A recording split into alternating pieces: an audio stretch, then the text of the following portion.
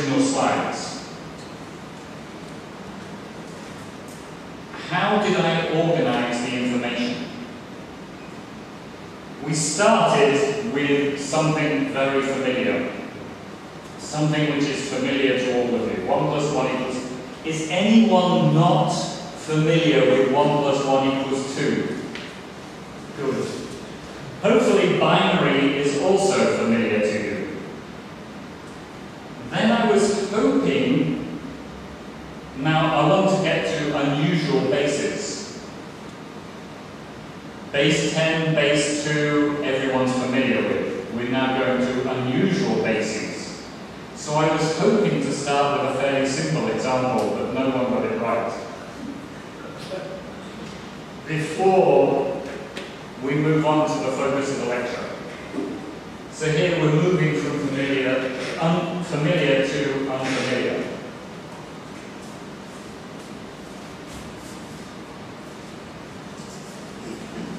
I'm also giving you some basic ways of working to see why it works like this.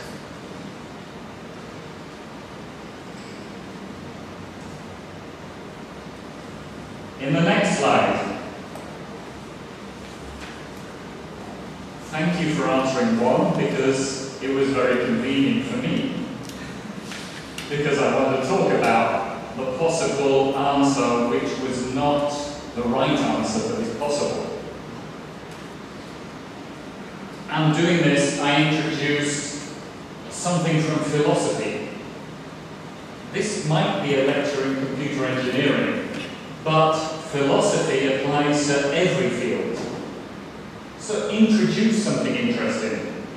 It doesn't matter what department you're in, you may meet Occam's razor sometime, because it's an important philosophical principle, and philosophy applies to everything. So, I'm just introducing something which is interesting and might be useful, but it's not part of the field. And then, I give you the terminology, the name of what we're doing. You know it's base minus 2, here's another terminology for it, mega binary. Then we have the explanation of the interesting point. Just saying, using Occam's razor. What's Occam's razor? Give an example. Generally, to explain things, examples are clearer than definitions. If you want someone to understand something, giving an example is normally clearer than giving a definition. Then we went to the work it out for yourself. We went through this. If I was doing this really, I would probably take another 10 minutes on this. Went through it pretty quickly. But here again, we're starting with familiar, simple examples, moving to something more difficult, and then something very difficult, possibly, until you understand it. It's also, I gave you opportunities to talk to each other. You talk to each other, how do you explain? I'm guessing that for some of you, talking to your friend was more helpful than listening to me. Students learn as much from other students as they do from the teacher. Let students talk together to help their understanding.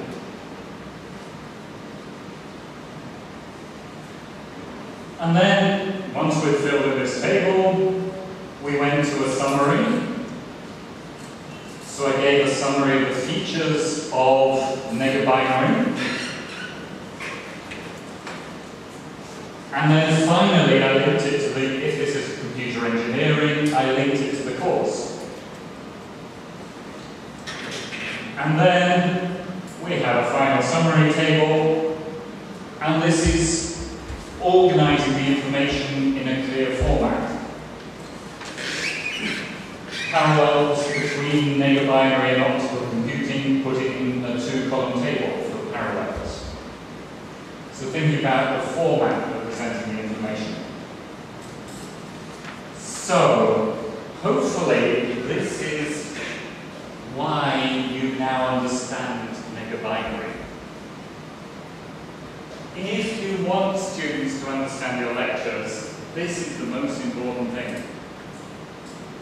You must get students cognitively involved. They must be thinking along with you. You can stand here and talk and talk and talk as much as you want. If people aren't involved, your talking is a waste of time. You must get your students involved. Give little activities to do, like what are the numbers in base minus 2. Allow people to discuss together, get them involved. So, that was the comprehensible side of this morning. Now it might be enjoyable. So far, all my PowerPoints have been very boring black and white PowerPoints. There's nothing wrong with boring black and white PowerPoints. There's nothing actually wrong with them. It's better probably to have a boring black and white PowerPoint than to have a PowerPoint with lots of colors for no reason. Don't just use lots of colors because you should have a reason for making PowerPoints attractive. So, to show you an example of this, I'll show you the first few slides from a presentation I gave to, well, I was supposed to give but didn't because of the floods, about publishing research in my field. So, this was what people would see on the screen when they came in.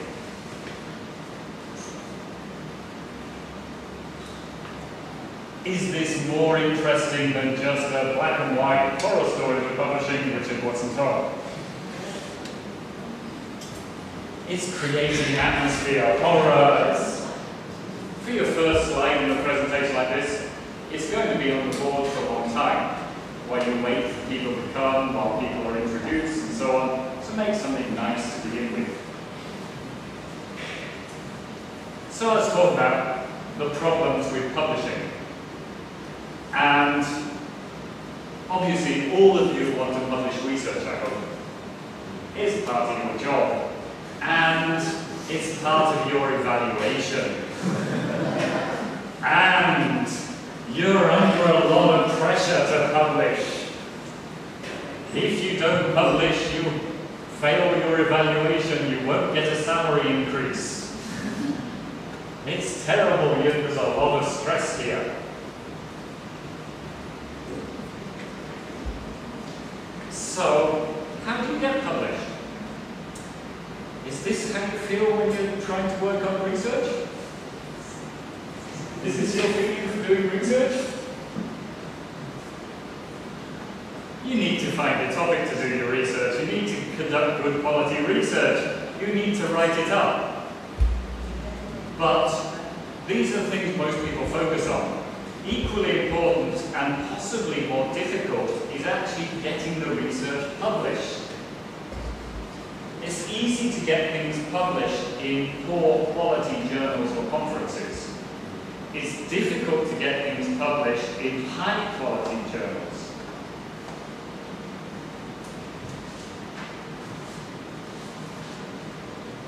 So this is the next slide in my presentation. I don't know whether it's relevant to you.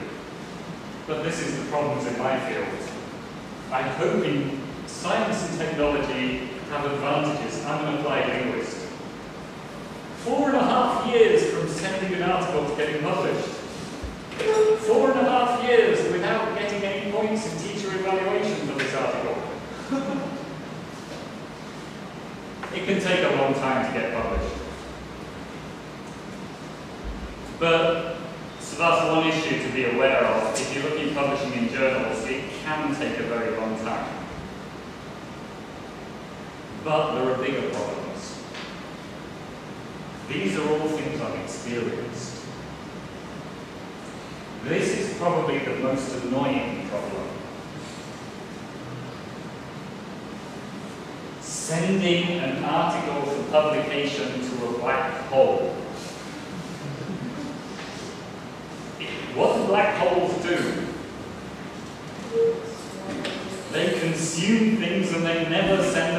yet. So what does this mean, this black hole? You finish your article, you send it off. You get no acknowledgement of receipt of your article. So you think maybe they just don't acknowledge this journal. Fine, I'll wait for the reviewer's comments.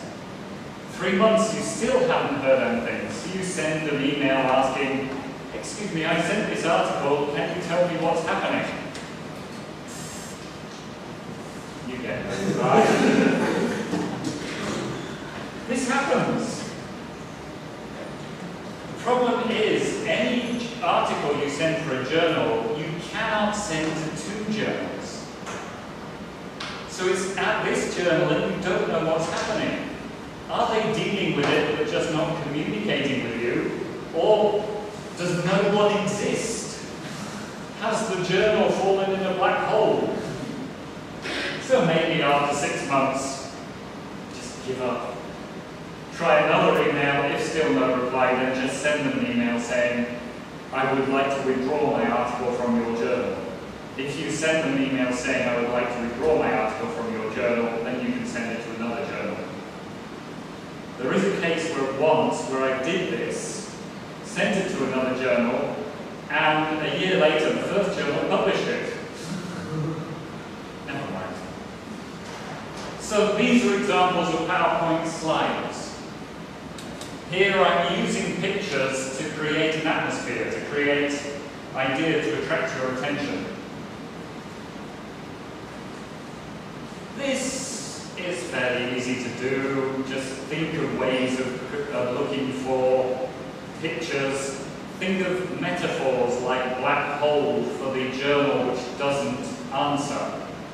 If I'd had one saying journals that don't answer, that's not very interesting. Calling it the black hole is more interesting.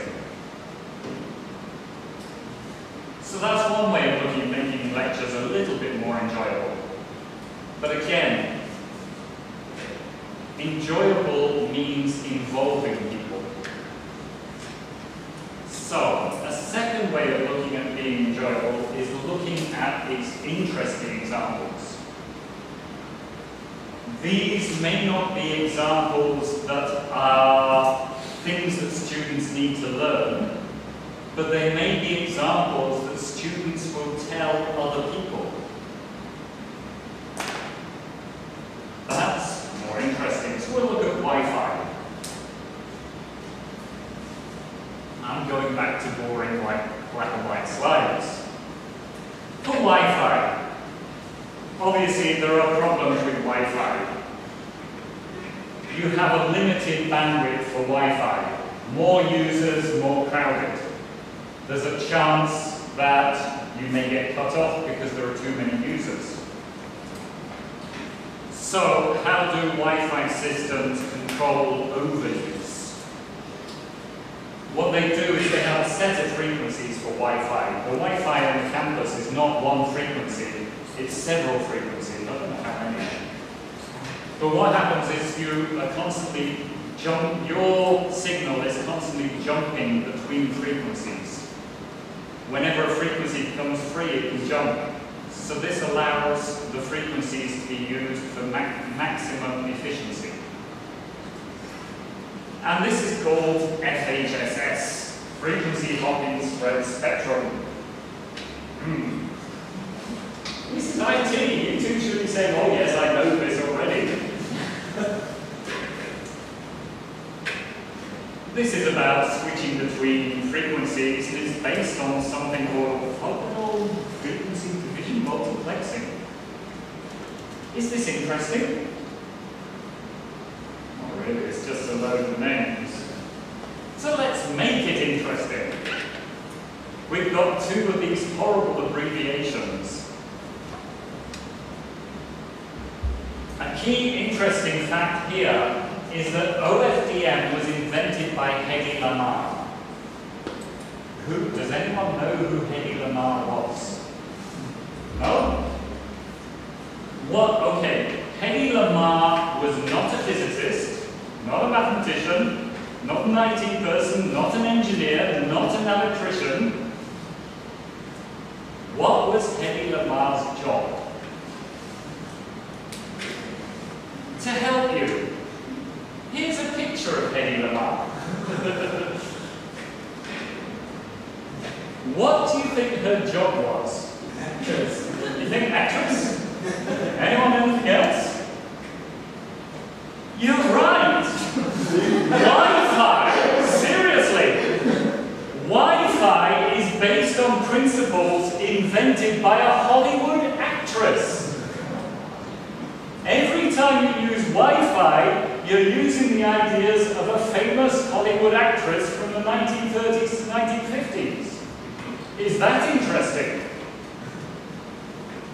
It's more interesting than orthogonal multiplexing something, I don't know. This is more interesting. It's not relevant to the students. You're not going to give them an exam question asking, what was Hedy Lamarr's job? You're going to be talking about the technology of Wi-Fi and how frequencies swap and things, but you can still give an interesting example in the middle. Find out about things which are not directly relevant, not the boring numbers and technology and things. You can probably find interesting facts. If you presented this to students, maybe the students will want to tell their friends outside the classroom later. It's interesting. Do you want to tell your friends? Next time you're sitting with a friend using Wi-Fi, are you going to talk to them saying, you're using something invented by a Hollywood actress? So you can find interesting examples to make things more enjoyable. It attracts your attention. When we were going through orthogonal multiplexing, you were all, Hedy Lamarr, actress, ooh. So, for enjoyable lecturing, use pictures. But not just boring pictures. Think of the essence of the message. Like journals that don't respond are a black hole. Try to think of a metaphor like that, it makes it more memorable. Find interesting examples, interesting anecdotes, anything not necessarily within the field but related, like Hedy Lamarr. Give students information they want to tell their parents, they want to tell their friends. Give these as well, it will keep people interested and motivated to listen to you.